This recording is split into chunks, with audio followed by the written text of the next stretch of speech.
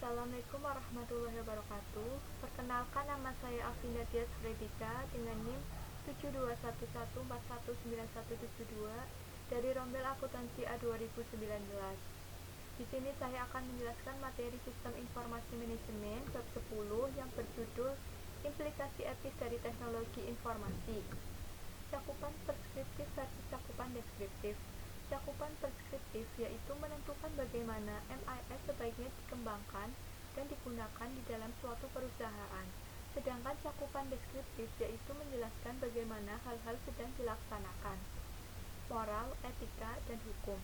Moral adalah tradisi kepercayaan mengenai perilaku yang benar dan yang salah.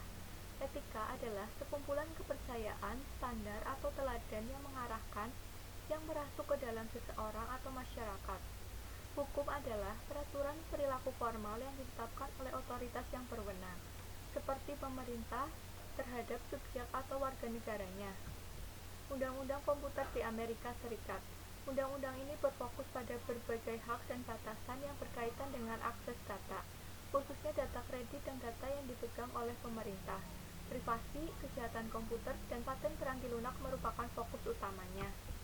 Undang-undang paten peranti lunak di Uni Eropa. Pada awal 2002, sebagai jawaban atas State Street Petition yang telah mendorong banjirnya pendaftaran paten peranti lunak di Amerika Serikat dan akhirnya memengaruhi perusahaan-perusahaan Eropa, Parlemen Uni Eropa mengusulkan agar standar paten peranti lunak yang lebih ketat dibandingkan standar di Amerika Serikat ditetapkan. Undang-undang privasi pribadi di Republik Rakyat Cina. Para aktivis privasi pribadi di Cina menuntut diadakannya peraturan yang akan melindungi data pribadi seperti tingkat pendapatan, pekerjaan, status pernikahan, sifat fisik, dan bahkan alamat dan nomor telepon.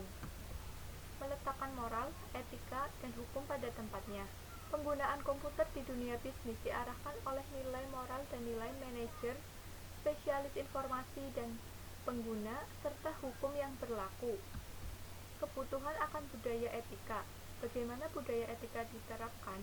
Para eksekutif dapat mencapai implementasi ini melalui 3 tingkat dalam bentuk kredo perusahaan, program etika, dan kode perusahaan yang telah disesuaikan. Alasan dibalik etika komputer. James Hammond mendefinisikan etika komputer sebagai analisis sifat dan dampak sosial teknologi komputer, serta perumusan dan justifikasi dari kebijakan-kebijakan yang terkait untuk penggunaan teknologi tersebut secara etis. Etika komputer terdiri atas 2 aktivitas utama, yaitu menyadari dampak penggunaan komputer terhadap masyarakat dan merumuskan kebijakan yang menjaga agar teknologi tersebut digunakan di seluruh perusahaan secara etis. Alasan pentingnya etika komputer. 1. Kelenturan secara logis. 2. Faktor transformasi. 3. Faktor ketidaktampakan. Hak sosial dan komputer. 1. Privasi. 2. Akurasi. 3. Kepemilikan. 4. Aksesibilitas. Hak privasi. Hakim Mahkamah Agung Amerika Serikat Louis Brandeis dikenal karena memperkenalkan hak agar dibiarkan sendiri.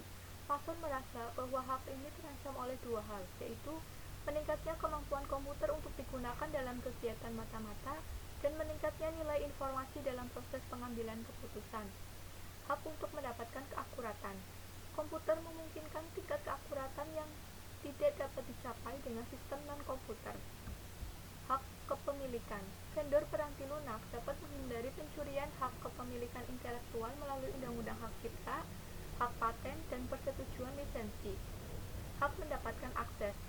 Sekarang, kebanyakan informasi ini telah dikonversikan ke basis data komersial, sehingga membuat ketersediaannya untuk masyarakat berkurang. Untuk mengakses informasi ini, seseorang harus memiliki peranti keras dan peranti lunak komputer yang diharuskan dan membayar biaya akses. Audit informasi. Auditor eksternal memverifikasi keakuratan catatan akuntansi. Auditor internal melaksanakan analisis yang sama seperti auditor eksternal, namun memiliki tanggung jawab yang lebih luas. Pentingnya objektivitas. Hal unik yang ditawarkan oleh auditor internal adalah objektivitas. Mereka beroperasi secara independen terhadap unit-unit bisnis perusahaan dan tidak memiliki hubungan dengan individu atau kelompok lain di dalam perusahaan. Jenis aktivitas audit. Audit finansial, audit operasional, audit berkelanjutan, dan desain sistem pengendalian internal. Menerapkan etika dalam teknologi informasi. Kode etik. Bentuk kode etik (ACM) dibagi menjadi 4 bagian, yaitu keharusan moral umum, tanggung jawab profesional yang lebih spesifik, keharusan kepemimpinan organisasi, dan kepatuhan terhadap kode. Kode etik dan praktik profesional rekayasa peranti lunak. Kode ini mencatat pengaruh penting yang dapat diterapkan para ahli peranti lunak pada sistem informasi dan terdiri atas ekspektasi di 8 hal penting, yaitu masyarakat, klien dan atasan, produk, penilaian, manajemen, profesi, kolega, dan diri sendiri. Pendidikan etika komputer. Program edukasi formal dalam etika komputer tersedia dari beragam sumber. 1. Mata kuliah di perguruan tinggi. 2. Program profesional. 3. Program edukasi swasta. Etika dan CIO.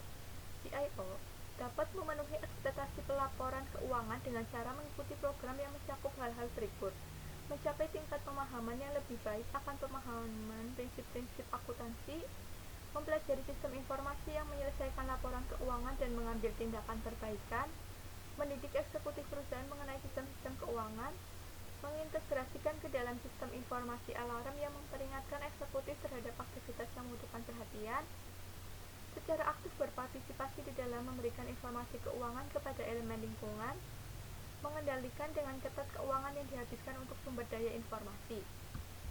Pengaruh Sarbanes-Oxley. Tujuan dari Sarbanes-Oxley atau dikenal dengan SOX adalah untuk melindungi para investor dengan cara membuat para eksekutif perusahaan bertanggung jawab secara pribadi atas informasi keuangan yang diberikan ke lingkungan perusahaan, khususnya pemegang saham dan komunitas keuangan. SOX terdiri atas 10 pasal utama. 2 diantaranya secara langsung memengaruhi unit pelayanan informasi perusahaan, yaitu CEO dan CFO harus menandatangani laporan keuangan, dan perusahaan-perusahaan Amerika Serikat disyaratkan untuk memiliki unit audit internal. SOX 404. Ketetapan SOX yang memberikan dampak terbesar pada teknologi informasi adalah bagian 404 yang membahas tentang penilaian manajemen mengenai pengendalian keuangan. Agar memenuhi persyaratan pengendalian yang diwajibkan oleh SOX, seorang CEO harus menjaga agar pengendalian seperti ini berada di dalam sistem selama proses perancangan sistem. Aktivitas perancangan harus mencakup: 1. Identifikasi sistem yang memainkan peranan dalam pelaporan keuangan. 2. Identifikasi risiko yang dihadapi sistem ini. 3. Mendesain pengendalian yang mengatasi risiko ini. 4. Mendokumentasikan dan menguji pengendalian tersebut. 5. Memonitor efektivitas pengendalian seiring waktu. 6. Memperbarui pengendalian sebagaimana dibutuhkan. SOX 409. Ketetapan SOX lain yang mengaruhi pelayanan informasi adalah bagian 409 yang membahas mengenai pengungkapan secara real-time. SOX dan COVID. Standar COVID amat selaras dengan ekspektasi SOX karena COVID memiliki lebih dari 47.000 anggota di seluruh dunia. Standar pelaporan keuangannya dapat memberikan dampak global. Sekian video dari saya, kurang lebihnya mohon maaf. Wassalamualaikum warahmatullahi wabarakatuh.